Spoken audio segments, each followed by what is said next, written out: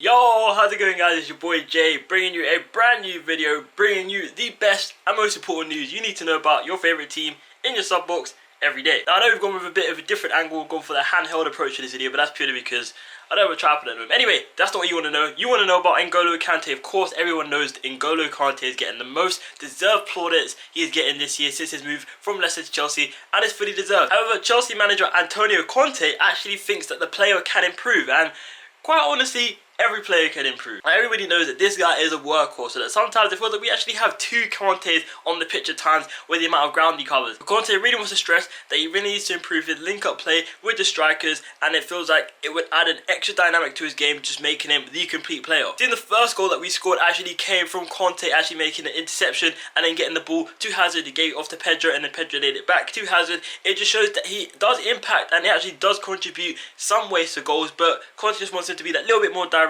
with his passing play. Now the next story is one that was floating a little bit about in January, and they're seeming to make a bit more ground as Arsenal's season just goes even more downhill, and that is Alexis Sanchez to Chelsea.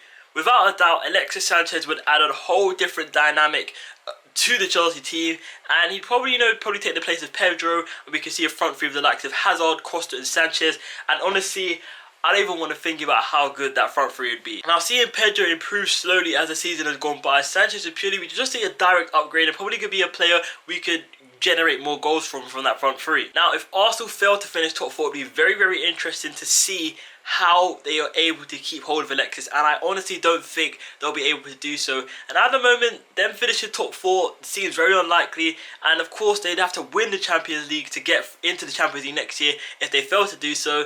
And with the challenge that they have tonight of trying to beat Bayern Munich, it seems very, very unlikely. Now, did you see the moment where a West Ham fan actually somehow managed to get on the pitch after Chelsea was celebrating scoring their first goal against West Ham?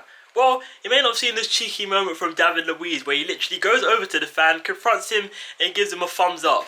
As you can imagine, there wasn't much that happened in the last 24 hours, but this is just something that managed to make the news. And with our final story today, sticking on the topic of David Luiz, Frank Lampard is convinced that David Luiz is the best centre-back in the Premier League at the moment. And with the way that he's improved as a centre-half compared to the David Luiz we saw in the last time he was a Blues player, he has definitely climbed up the ranks in being one of the best central defenders in the world. He seemed to manage to get rid of those stupid mistakes he was making and just focus more on actually being a defender and not trying to be the best ball player on the pitch. However, we do see a lot these David Luiz quarterback long passes that just seem to be so effortless, and we even saw that at the beginning of the West Ham game. First, 10-20 seconds to Pedro, and it also worked when we played against Manchester United. That same long ball to Pedro. Pedro is a very quick player, probably one of the quickest players we have in our side, and we actually managed to score from that. So he is getting that long ball play, but I seem he only uses it when he knows it's a good opportunity. And of course, the last note we're going to give on David Luiz is the fact that he is probably one of the best centre-backs in the world at the moment, but he was actually left out of the Brazil qualifiers for their World Cup games. They've got 2 World Cup qualifiers,